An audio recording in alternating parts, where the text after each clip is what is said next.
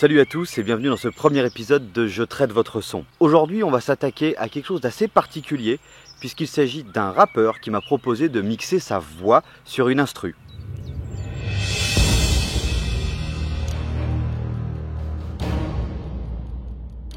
Évidemment, je ne pourrais pas détailler l'intégralité de ce que je fais, ni rentrer dans les détails de toute la production, ce serait beaucoup trop compliqué et beaucoup trop chiant pour vous. Je vais tâcher de rester assez évasif tout en vous expliquant ma démarche. Je vous rappelle que vous pouvez toujours m'envoyer vos suggestions à l'adresse email qui s'affiche ici, qui est évidemment dans la description, pour qu'on puisse travailler ensemble, ou du moins que je travaille sur votre son.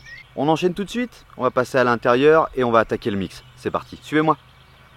Nous voilà donc sur Pro Tools, le DAW que j'utilise le plus, pour une simple et bonne raison, c'est que là en l'occurrence je ne vais pas apprendre à notre ami Blastoff comment traiter son son, je vais simplement lui traiter son son pour qu'il ait le meilleur rendu possible. Donc je vais utiliser non pas un logiciel gratuit mais un logiciel payant et extrêmement puissant pour avoir le meilleur rendu possible. J'y inclus donc son instru, déjà mixé, ainsi que ses voix, donc sa voix principale et ses backs, donc ses cœur entre guillemets. Et avant de pouvoir commencer à traiter le son, puisque j'utilise Pro Tools, je vais devoir créer quelques pistes supplémentaires. C'est parti.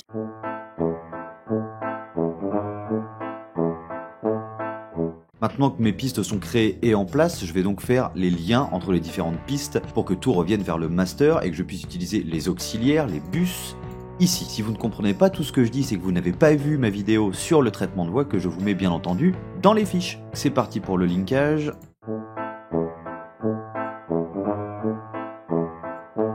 Voilà, avec Pro Tools, on ne met pas les effets directement sur les pistes, on les met dans des bus. Ça, j'en ai déjà parlé, je vais pas revenir dessus. On va donc se faire une écoute globale pour voir comment ajuster tout ça au mieux, tout en sachant que les demandes de l'ami Blastoff sont la puissance et l'intensité, principalement.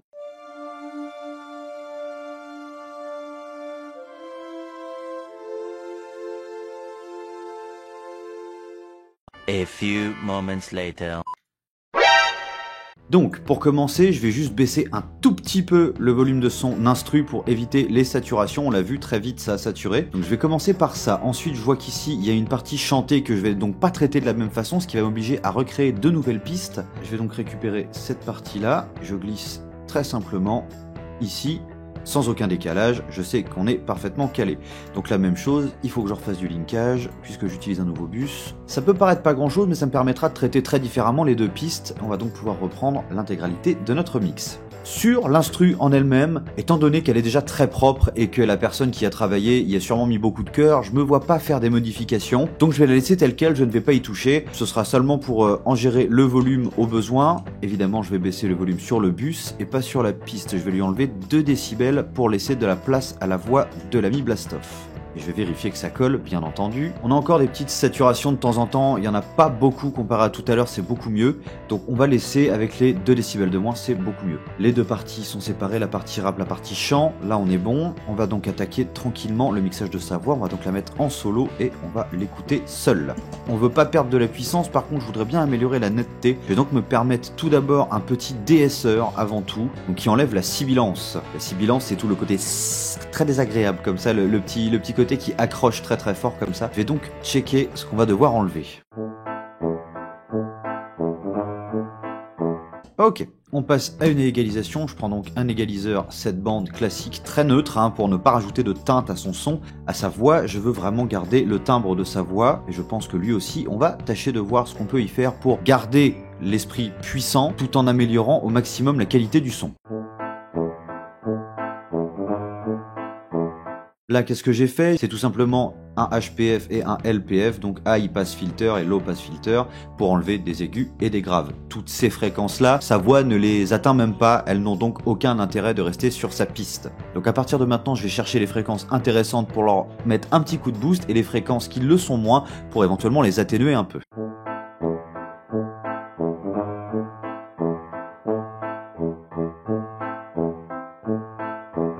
Je pense que là, on a quelque chose d'intéressant. De toute façon, il y aura consultation de l'ami Blastoff après le rendu de tout ça. C'est comme ça qu'on fonctionne. D'abord, on traite à notre oreille, on reconsulte l'artiste, puis on recommence. J'ai pas poussé beaucoup les différentes fréquences que j'ai augmentées, je veux juste rajouter un petit quelque chose. Je veux pas non plus que ça se mette à exploser. De toute façon, on va compresser derrière pour essayer de limiter un peu les écarts de volume, parce que vous le voyez à la piste, voilà, je vais zoomer un petit peu pour qu'on voit mieux, donc ce passage ici qui est surligné, qui est très faible, et ces passages-là, il y a un écart de volume important. Et donc pour limiter cet écart, on va compresser le son. Ça va atténuer les passages trop forts en regonflant les passages trop faibles. Et pour ça, j'utilise un compresseur très efficace.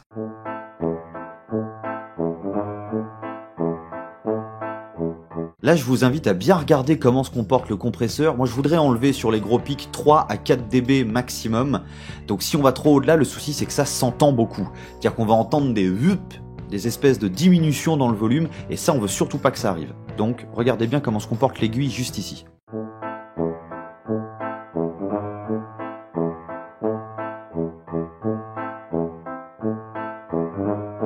Et comme on vient de le voir également, sur les passages plus faibles, le compresseur ne compresse pas, puisqu'il n'en a pas besoin, tout simplement. Ça sert à rien d'être en compression permanente non plus. Il faut compresser sur les passages où il y a vraiment des explosions de voix, comme là on voit bien qu'il y a un pic juste à cet endroit-là, et là ça vaut le coup de compresser un peu plus fort. Voilà, donc je vais faire une écoute seule de la voix pour vérifier que j'ai pas fait de bêtises. 2 weeks later. Donc j'ai bien fait une petite erreur. Ici dans les aigus j'avais mis un petit pic pensant que ça ferait du bien. Et bah finalement je trouve la fréquence pas agréable. Alors évidemment si l'ami Blastov considère que il vaut mieux que je regonfle, je le ferai. De mon point de vue c'est pas intéressant. Donc, je me refais une écoute en contexte, donc avec la musique derrière pour savoir si je suis dans le juste. One eternity later. Jusque là, ça me convient pas mal. On a gardé la puissance de sa voix en améliorant les fréquences qui méritaient de l'être, en retirant un petit peu des aigus. Donc ici, vraiment très faiblement, on a juste, c'est les médiums aigus, hein, c'est pas les aigus encore. On a juste enlevé un tout petit peu de fréquence ici. On a saturé une fois ou deux en sortie sur l'égaliseur, mais très légèrement. Donc ça va, ça passe. Je pense simplement qu'il faudrait que je baisse un tantinet le master pour éviter les saturations globales. Donc le baisser d'1 décibel 5, ça se rattrapera au mastering. Pour la voix principale, actuellement ça me convient. Il y a déjà d'y passer un petit moment. Donc je vais essayer de faire quelque chose avec ces bacs juste ici. On va voir, on va déjà commencer. Je vais commencer par les écouter et voir ce que je peux y faire d'intéressant. Là on le voit, hein, les courbes elles sont très très faibles et le gros problème qu'on a c'est que à 2 ou 3 passages comme par ici, c'est beaucoup plus fort. Donc ça, il va sûrement falloir que je triche un petit peu pour limiter très légèrement le volume à cet endroit-là. On verra ça par la suite. Je vais déjà essayer de donner la forme à tout ça. Donc on va commencer par une petite égalisation comme d'habitude. Je pense qu'on va pouvoir faire quelque chose d'assez similaire puisque ça reste sa voix et qu'il a utilisé le même micro. On va lui remettre un petit boost autour de 200 Hz pour le grave. Je pense qu'on a quelque chose d'intéressant comme ça. C'est pas forcément la peine de tricher beaucoup plus. Quitte à utiliser un compresseur, j'utilise un compresseur que je connais bien après ces différents essais. On va pas s'embêter avec des choses que je ne maîtrise pas. On compresse juste ce qu'il faut, ça c'est pas mal, ça devrait redonner un peu d'ampleur aussi à ces bacs. Donc je vais utiliser 2 reverbs différentes, une diverb très classique, très basique, juste pour les chœurs, donc là, le fameux bac, et je vais utiliser une proto-verb ici sur la voix principale pour donner quelque chose d'un peu plus électronique, d'un peu moins naturel. Maintenant qu'on a réussi à doser avec parcimonie justement cette fameuse proto-verb, eh bien on va tâcher de s'occuper de cette petite partie chantée. Comme tout à l'heure, un petit DSR, on enchaîne avec une petite égalisation, donc même principe que tout à l'heure, les aigus avec le LPF, les basses avec le HPF, ça je pense que vous commencez à l'avoir compris.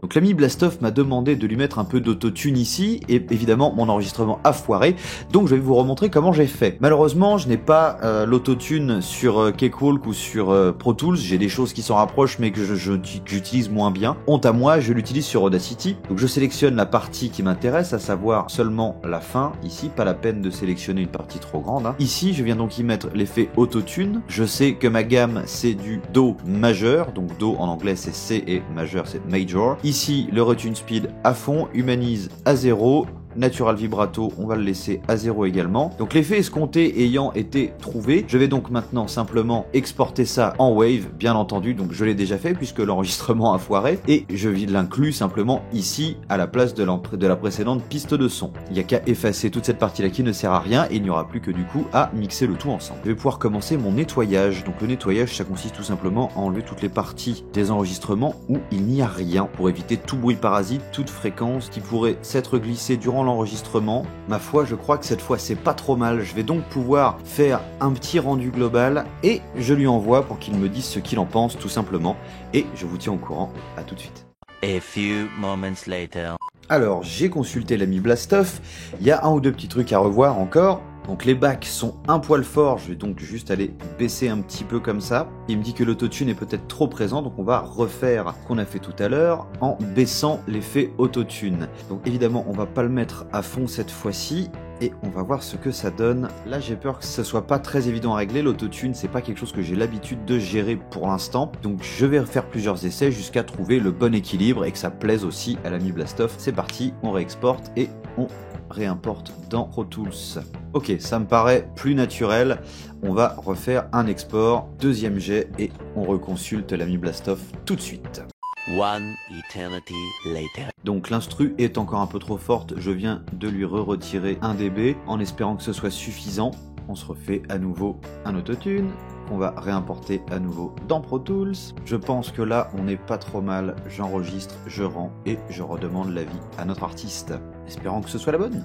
Après un troisième point avec l'ami Blastoff, quelques petites corrections encore. L'effet de respiration sur les bacs, donc à cet endroit-là, est un peu fort à son sens, donc on va le baisser très légèrement comme je l'ai fait ici et ici. Il me demande un peu de reverb sur la partie chantée et également un effet un peu plus radio. Donc on va voir tout ça. Il m'a demandé aussi de regonfler les basses sur la voix, donc je suppose la voix principale. Elles sont déjà un peu gonflées, je vais donc seulement élargir et remonter un tout petit peu, sinon ça va dégueuler. J'ai aussi un peu bougé le HPF, histoire de redonner un peu d'espace au grave.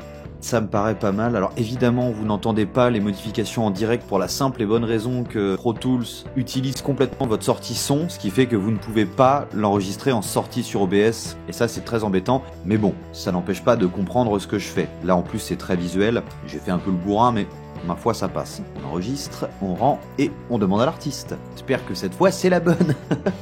J'ai déjà dit ça tout à l'heure.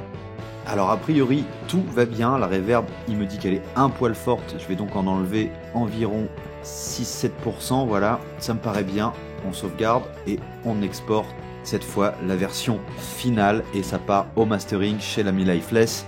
C'était donc tout pour moi aujourd'hui, j'espère que cette petite vidéo vous aura plu, que vous voyez un peu l'ampleur du travail pour simplement mixer 2 voix de 5 minutes. J'y ai passé l'intégralité de mon après-midi. Voilà, c'est bien ça le travail de Techson. Me revoilà une dernière fois pour vous remercier d'avoir regardé cette vidéo jusqu'au bout. J'espère qu'elle vous aura plu. Je vous rappelle que vous pouvez me contacter pour que je traite votre son, quel que soit votre milieu, que vous fassiez de la musique, de la vidéo, que vous fassiez du podcast, etc. Même de la saga MP3, pourquoi pas, ça m'intéresserait. Comme d'habitude, envoyez-moi un mail à l'adresse qui s'affiche à nouveau à l'écran, qui est toujours dans la description. N'oubliez pas de vous abonner, à lâcher le petit pouce bleu qui fait plaisir. Vous pouvez surtout checker dans ma description tous mes réseaux sociaux. Je suis très actif sur Twitter, Instagram et TikTok. C'est la première fois que je le mets, mais il y est. Et puis surtout, prenez soin de votre son et prenez soin de vous. Ciao.